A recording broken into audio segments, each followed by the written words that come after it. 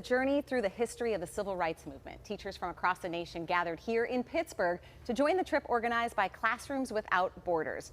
Michael Naragon helped organize the seminar. It took place just last month. He's a teacher at Winston-Thurston, and Pittsburgh teacher Jacqueline Clark also joining on the trip. Thank you so much for coming in. And tell us a little bit, Michael, how this all came to be. Well, it came to be through the vision of its director, Zippy Gore, who wanted to connect what their central focus is, a study on the Holocaust, with human rights developments at home. And so I asked Zippy for leeway to sort of develop this trip, and we started by studying civil rights in Pittsburgh and then moved our way through the nation. Okay, so started in Pittsburgh. How many different states did you travel to? We stopped at 8 different cities. Okay. And I think it was 6 or 7 different states, if that's correct. Yeah. What was your takeaway when you were on the trip? You probably knew it was going to be powerful going in. Yes. What?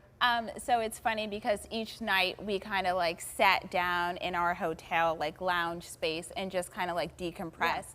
Yeah. And I think it was the second or third night, it was Tuesday of the trip, and I was so emotional that day just because of what we experienced. And like when we were doing our talking and our reflecting before bed, I said, I knew the trip was going to impact, right, like my profession as a career and as a teacher and in my curriculum, because I teach African American history at Pittsburgh Obama. But I didn't realize how it was going to impact me as a person, right, like as a human connected to my purpose and why I'm here and how I think and how I move.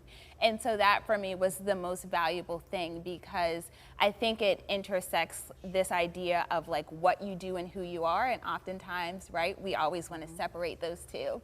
And for me, this trip kind of aligned them and secured that alignment for whatever is to come next. And when you hear Jacqueline talk about that, I would imagine that was kind of the goal, to open everyone up as educators and then to be able to take that back into the classroom. Agreed. And one of the central themes we hope to develop was the way in which the past which shapes the present in which we're living, and in which we ourselves are a product of this historical past as well.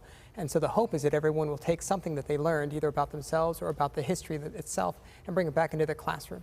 Okay, so school's starting in less than a month, right, for you both? Yes. 2 different schools, 2 different experiences, but 1 trip. You were both on the same trip. How, Michael, do you plan to use what you learned and bring it into the classroom? Well, I'm fortunate. At Winchester-Thurston School, I'm going to develop a course called The Past and the Present, which is an example to look at how public history affects our lives and who we are. And part of that trip, part of that course is going to be a trip through the American South. It's basically going to replicate what we've already done in some capacity. So take that experience and directly apply it for my students this coming year. How about for you, Jacqueline? I have a lot of project ideas, and the great thing about Classroom Without Borders is they don't just like take you on this trip and then they say like go and you're free to do. They actually work with you to develop, so I'm looking forward to getting into that space. But one of the concepts that we discussed and explored through the trip, one was about students, right, and empowering students to fight for the change. And that's something that's not necessarily taught in civil rights curriculum, the way that students use their voices and their actions, right, to truly create change. There were students who, you know, were sitting in jail cells right next to adults and leaders, right, fighting for their rights. And so I want to bring that empowerment back to my students. But there was also this concept of foot soldiers. And also, like, when we look at the civil rights movement, we think of Malcolm X, sometimes Martin Luther King Jr., Rosa Parks, right, Stokely Carmichael, all of these great leaders, but we don't think about this concept that we engaged with, which was foot soldiers, right, and the average everyday people that were fighting on the ground in their cities without the media or without leaders like Martin Luther King Jr., and how impactful that was. So one of the things that I'm trying to plan is my students, right, they can't necessarily walk the 50+ miles that the March to Selma was by themselves, but they can do that with family and friends, and how that connects to this other concept of community, right?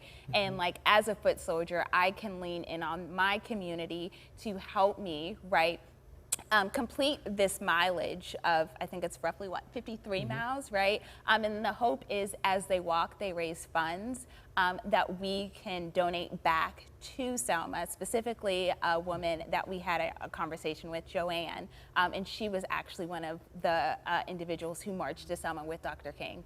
And so she is now trying to continue that narrative and control that story and reshape Selma into the 21st century, and she needs help and support with that. So it would be amazing if my students could learn about the civil rights, but also give back to another community that's desperate in need. And I think just to tack onto that, that was one of the central themes we saw in every single place we stopped, which is the march continues. Many of the museums ended with this notion that now that you know this, what are you going to do with this knowledge? And it wasn't just enough to know stuff, it was you need to go out and try to continue to be a change maker in the world. Will you do it again next year? Oh yeah, we're hoping to next June. Already being done. And again, it was called the Marching Down Freedom's Road seminar. Yes, Classrooms Without Borders. I'm excited to follow up and hear what your students, I'd be interested to hear what your students are going to take away from this. So this is really powerful. I'm curious too. Thank you for coming in and joining us. Thank you. Thank you for having us.